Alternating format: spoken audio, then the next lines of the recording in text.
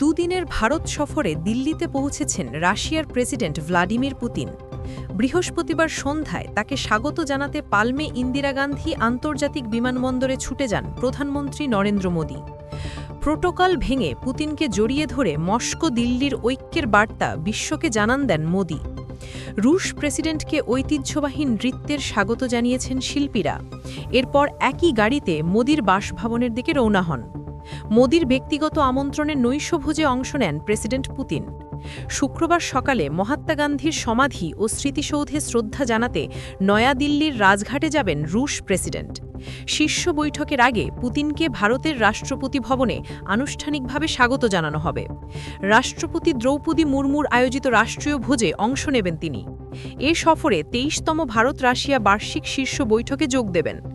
হায়দ্রাবাদ হাউসে বৈঠকে দ্বিপক্ষীয় সহযোগিতা সংক্রান্ত একাধিক চুক্তি সই হবে। গুরুত্ব পাবে প্রতিরক্ষা, জ্বালানি এবং বাণিজ্য খাতে মস্কো দিল্লির ঘনিষ্ঠতা। যুক্তরাষ্ট্রসহ পশ্চিমা দেশগুলোর জন্য এটি বড় একটা বার্তা।